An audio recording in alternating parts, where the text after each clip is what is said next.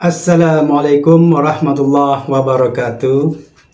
Bismillah, alhamdulillah, wassalatu wassalamu ala rasulillah Sayyidina Muhammad ibn Abdillah wa ala alihi wa ashabihi wa azwajihi wa zurriyatihi wa ahlil baitihi wa man tabi'ahum bisanin ila yaumil qiyamah. Asyhadu an la ilaha illallah wa asyhadu anna Muhammadan abduhu wa rasuluhu la nabiyya ba'da. Bismillahirrahmanirrahim. Tabbat yada abi lahabi wa tab, ma aghna anhu maluhu wa ma kasaba, sayasla naran zata lahabi wa imra'atuhu hammalatal hatab fi jidha hablum min masad. Sadaqallahul azim.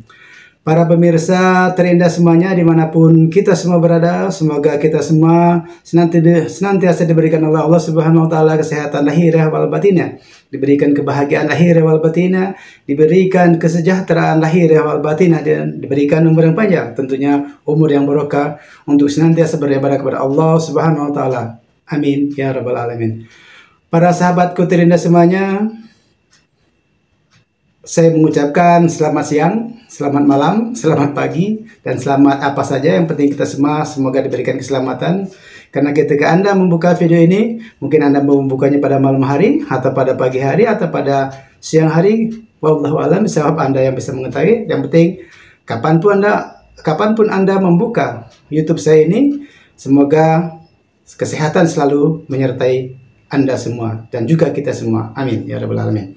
Para sahabatku, bertepatan pada hari ini Rabu 27 November 2024 merupakan suatu momen yang sangat menegangkan bagi para kandidat-kandidat gubernur dan wakil gubernur, bagi para kandidat calon wali kota dan wakilnya, calon gubernur, bupati dan wakilnya. Semua tentu akan sangat mendebarkan pada saat-saat pilkada 27 November 2024, tepatnya pada hari Rabu. Dan mulai pagi hari ini, semua kita, rakyat Indonesia yang tentu peduli pada perkembangan politik di Indonesia terhadap peralihan atau pergantian pada pemimpinnya di kabupaten kota ataupun provinsinya masing-masing, tentu kita dengan sangat bersemangat. Kita akan memilih pemimpin baru dengan segala keunggulan-keunggulannya dan dengan segala kelemahan-kelemahan yang juga kita sama-sama pasti ketahui, bahwa bisa dipastikan tak ada satupun para kandidat gubernur maupun wakil gubernur, wali kota maupun wakil wali kota, bupati maupun wakil bupati seluruh Indonesia yang saat ini Rabu 27 November 2024 mencalonkan diri yang akan dicoblos, mereka itu sempurna semua. Pasti tidak sempurna, pasti ada lemahnya di sana, pasti ada kekurangannya di sana. Tapi setidaknya dengan munculnya mereka sebagai kandidat-kandidat calon pemimpin di daerah kita masing-masing, tentu kita bisa memahami bahwa saat ini itulah yang terbaik bagi kita. Terbaik bukan berarti sempurna, tapi terbaik setidaknya paling sedikit kejelekannya, paling sedikit keburukannya dibandingkan dengan calon yang lainnya. Tapi merupakan suatu hal yang tidak bisa dihindari lagi bahwa munculnya pemimpin-pemimpin di Indonesia ini tidak bisa dilepaskan dari suatu faktor, yaitu namanya faktor ekonomi. Jadi bisa dipastikan mereka yang muncul ke pucuk-pucuk pemimpinan yang hari ini, hari Rabu ini, berada di kelas kertas pemungutan suara, mereka adalah yang bernotabene mempunyai ekonomi yang cukup tinggi dibandingkan dengan masyarakat pada umumnya. Kita tidak tahu bagaimana mereka bisa mengumpulkan uang sehingga mereka mencalonkan diri. Itu kita serahkan saja kepada mereka. Yang jelas, saya melalui video ini mengajak kita semua, seluruh bangsa Indonesia, yang hari ini kita pesta memilih calon pemimpin kita di semua tingkatan, gubernur, wali kota ataupun bupati. Jangan sampai kita golput, karena golput itu merupakan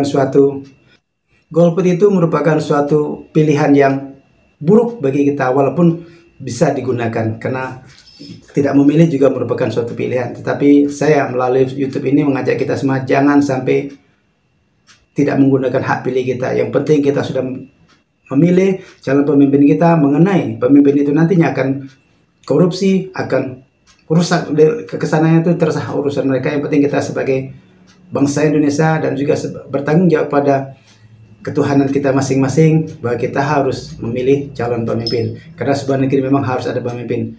Meskipun pemimpin itu adalah tidak sempurna 100%. Karena setelah Rasulullah dan sahabatnya yang 4 Khalifatul Rasyidin itu, kita yakini tidak ada pemimpin yang sempurna. No, kita tidak tahu kenapa. Terlebih lagi pada akhir-akhir ini, khusus di Indonesia, para pemimpin-pemimpin yang muncul tadi merupakan adalah pemimpin-pemimpin yang beruang, atau setidaknya dia mempunyai uang. Dari total amunisinya mungkin sekitar 50 ataupun 60%, sementara kekurangan yang lainnya ditopang oleh para oligar yang meyakini bahwa dia akan memenangi kontestasi pemilihan pemimpin tersebut. Meskipun kita sangat mengetahui bahwa para oligar ini seringkali dia memasang pada dua kaki demi memenangi atau demi memuluskan bisnisnya ketika kepemimpinan itu beralih kepada orang lain, sehingga kita mungkin tidak banyak kita mendengar di media-media sosial bahwa para oligar ini seringkali bermain bukan cuma 2 kaki, bahkan 3 kaki, 4 kaki, atau bahkan banyak kaki. Itu menunjukkan bahwa oligar itu juga serius untuk mendukung daripada peralihan suatu kepemimpinan di negeri kita ini. Meskipun ujung-ujungnya kita mengetahui bahwa dia ketika mendukung calon yang menang itu pasti dia ada sesuatu yang dia minta, itu berupa proyek-proyek yang juga untuk memuluskan bisnis mereka. Jadi di Republik Indonesia saat ini, setiap kontestasi peralihan kepemimpinan itu bukan kecerdasan, bukan kelihayan orang-orang yang menjadi pemimpin kita, tapi adalah kecerdasan, kepintaran, dan kelicikan ataupun kehandalan daripada oligar yang bermain di belakangnya dengan mengerahkan sumber daya ekonominya yang untuk dijadikan amunisi agar masyarakat memilih mereka, atau secara gamblangnya kita menyebutkan ini sebagai money politik. Money politik bukan berarti harus dalam bentuk money, tapi bisa juga dalam bentuk sembako, bisa juga dalam bentuk janji-janji, bisa juga dalam bentuk pakaian seragam dan lain sebagainya. Dan ini kita tidak tahu kalau demokrasi Indonesia bakal seperti ini.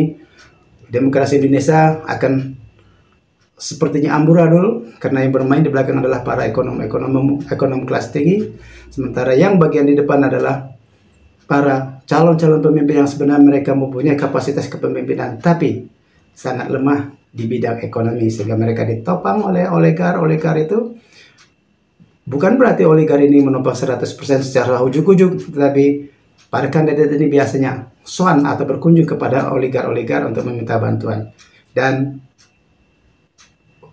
kemungkinan besar dibantu apabila memang calon ini adalah memang menjanjikan kemenangan, karena dia juga para oligar, para pebisnis ini di belakang ini adalah juga mempunyai kepentingan bisnis ketika peralihan kepemimpinan terjadi.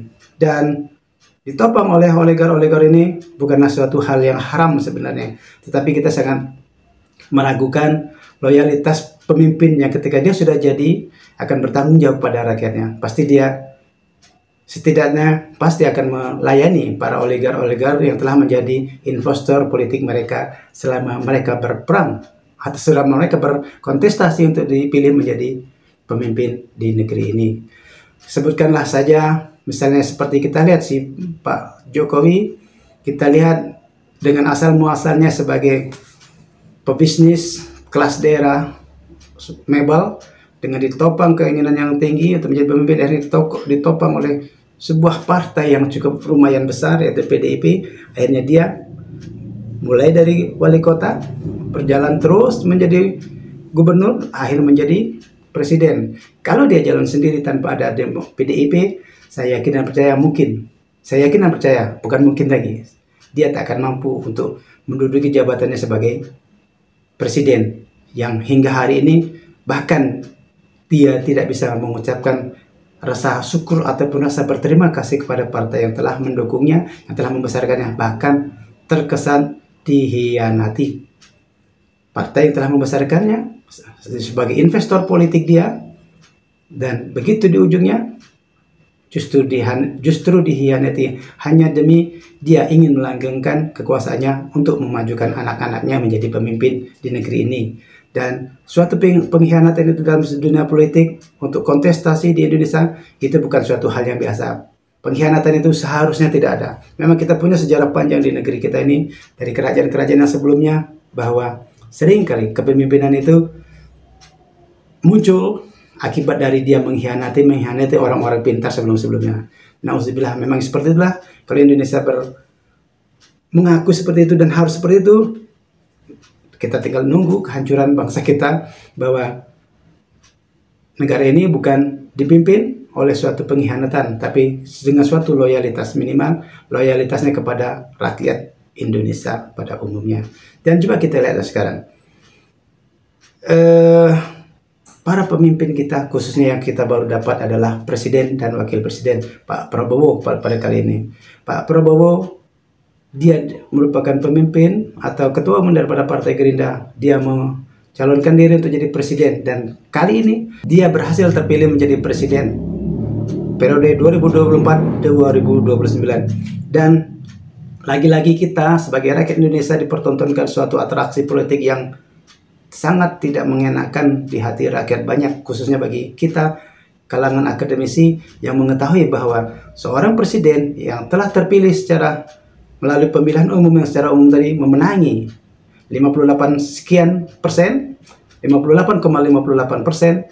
Artinya ketika dia sudah dilantik, dia bukan milik daripada partai itu sendiri, tapi dia telah menjadi milik bangsa Indonesia. Dan seharusnya presiden ini tidak memihak atau tidak mengendorse para calon-calon gubernur ataupun wakilnya, wali kota ataupun wakilnya, bupati ataupun wakilnya. Tapi dia sebagai presiden bangsa Indonesia yang harusnya menopang seluruh kandidat yang sedang berkontestasi ini. Sehingga kita sebagai rakyat yang menyaksikan ini juga akan merasa sangat senang bahwa presiden kita mampu untuk berbuat sebagai bapak bangsa. Tapi lagi-lagi Pak Prabowo mungkin dipengaruhi oleh Pak Jokowi yang cawe-cawenya terlalu tinggi. Pak Prabowo kali ini menyatakan dukungannya melalui surat, meskipun tidak terlihat untuk seluruh sebanyak 37 provinsi yang sedang berkompetisi, dan juga sebanyak 508 kabupaten kota yang sedang ikut pilkada serentak ini. Kita tidak melihat secara detail Pak Prabowo mendukung kepada calon kandidat-kandidat yang mana saja, tetapi yang muncul ke permukaan adalah Pak Prabowo mendukung Ridwan Kamil dan Suswono untuk gubernur dan wakil gubernur daerah Provinsi Jakarta. Dan ini lagi-lagi kita melihat atau mengulangi episode ketika Pak Jokowi menjadi presiden. Dia cawe-cawenya terlalu kasar, dan kali ini Pak Prabowo mengikuti cawe-cawe meskipun dia sebagai ketua umum Partai Gerindra. Seharusnya dia sudah lintas partai, dia menjadi presiden Republik Indonesia.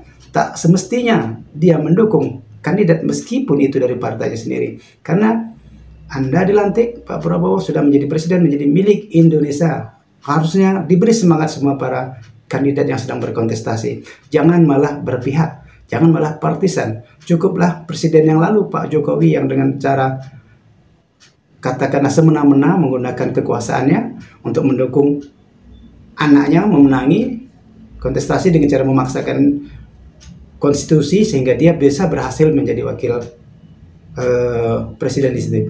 Dan kami sebagai rakyat Indonesia, khususnya kalangan akademisi, menganggap pemilihan presiden itu sudah berlangsung dengan cacat hukum yang wakil presiden lakukan itu terjadi, itu seharusnya sudah stop, berhenti, tidak ada kelanjutan lagi cawe-cawe daripada seorang presiden. Tapi kali ini Pak Prabowo menunjukkan suratnya kemana-mana yang dipublikasi oleh seseorang, akhirnya juga dimuat di media-media massa. Terkhusus saya di sini mengambil dari detik.com bahwa surat Prabowo itu memang ditujukan untuk memenangkan Ridwan Kamil dan Suswono. Ini merupakan suatu cawe-cawenya Pak Prabowo terhadap kandidat calon gubernur dan wakil gubernur, dan mungkin juga untuk calon-calon gubernur yang lainnya di provinsi yang lain, kabupaten kota yang lainnya juga mungkin dia mengendorse seperti ini. Wallahu alam bisawab, kita tidak tahu. Tapi lagi-lagi saya sebagai kalangan akademisi menyayangkan Pak Prabowo tertular oleh penyakitnya Pak Jokowi yang juga cawe-cawe seperti ini. Nanti ketika dukungan Pak Prabowo, dukungan Pak Jokowi tidak memenangi kontestasi tersebut, tentu kita akan merasakan borok-borok politik yang dilalui oleh Pak Prabowo selama pemilihan kemarin akan semakin mencuat, khususnya dengan wakil presiden Pak Prabowo, yaitu Gibran itu, yang muncul secara tidak mengenakan melalui konstitusi yang dipaksakan. Terlebih lagi pada pilkada serentak ini, Pak Prabowo menunjukkan cawe-cawenya kepada seluruh kandidat dengan mengatasnamakan Ketua Umum Partai Gerindra. Seharusnya, meskipun tidak tertulis di dalam undang-undang bahwa presiden tidak boleh ataupun tidak boleh mengikuti kampanye mengusung salah satu kandidat, seharusnya secara normatif, secara etika berkebangsaan kita, presiden sudah menjadi milik bangsa Indonesia. Seharusnya malu, seharusnya ikutilah etika politik kita. Pak Prabowo sebagai presiden mengayomi semua calon yang sedang berkontestasi. Jangan malah berpihak, meskipun Bapak adalah Ketua Umum Partai Gerindra, yang pasti Partai Gerindra pasti mengusung kandidat-kandidat pada Pilgub maupun Pilbako maupun Pil Bupati yang di seluruh Indonesia, yang hari ini hari Rabu 27 November 2024 sedang berkontestasi. Kita atau saya melalui YouTube ini kepada para pemirsa yang menonton channel ini, mari kita gunakan hak pilih kita memasuki TPS untuk menyokong atau memilih para kandidat yang sesuai dengan hati nurani kita. Dan bila kita merasa bahwa kandidat itu tidak mempunyai kapasitasnya, hanya elektabilitasnya tinggi karena didukung oleh penguasa, mungkin ada baiknya kita coba untuk memilih alternatif yang lain yang memang bergerak secara lillahi ta'ala, tidak melalui sokongan-sokongan para penguasa, katakanlah sokongan daripada presiden ataupun calon ataupun mantan presiden yang lama itu. Karena ini merupakan satu contoh politik atau contoh berpolitik yang tidak bagus bagi negeri kita ini. Sekali lagi, presiden maupun mantan presiden itu adalah sebagai guru bangsa, sebagai bapak bangsa, seharusnya tidak partisan, seharusnya tidak mendukung salah satu kandidat di semua kompetisi yang saat ini sedang berlaga. 37 provinsi, 508 kabupaten kota yang sedang berkompetisi.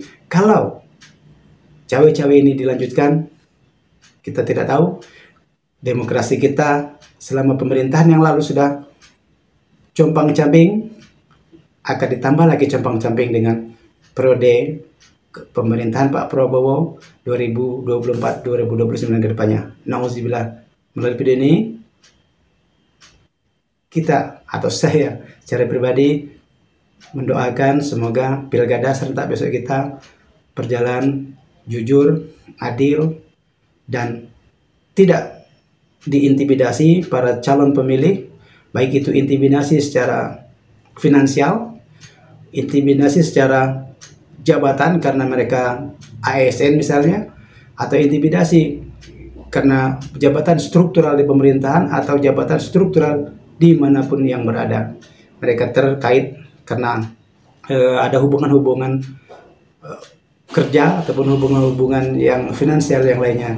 Semoga intimidasi dalam bentuk apapun tidak terjadi, dan semoga pilkada Rabu 27 November 2024 ini bisa berjalan secara baik-baik saja, tidak meninggalkan jejak berdarah-berdarah, tidak meninggalkan jejak oligarki yang sangat melukai hati tadi, dan semoga terpilih pemimpin-pemimpin gubernur, 508 wali kota, serta bupati di seluruh Indonesia. Semoga Anda terpilih, bisa amanah, dan ketika Anda tidak terpilih, jangan membuat kerusuhan karena negeri ini tidak didirikan berdasarkan kerusuhan antar sesama kita, tapi negeri ini didirikan, direbut kembali karena kita berjuang dan merebut kemerdekaan itu secara bersama-sama. Sekarang Indonesia memimpin untuk negeri sendiri, berkompetisi antara orang-orang saudara kita sendiri. Jadi jangan sampai menimbulkan pertumpahan darah hanya karena Anda kalah dalam pilkada serentak 2024 kali ini. Semoga semua bisa membawa berkah, kalah membawa berkah, menang membawa amanah, beban berat untuk mensejahterakan rakyat seperti yang digembar-gemborkan oleh Pak Prabowo Subianto, bahwa dia rela mati demi mensejahterakan rakyat Indonesia. Billahi taufiq wal hidayah. Wassalamualaikum warahmatullahi wabarakatuh. Thank you for watching.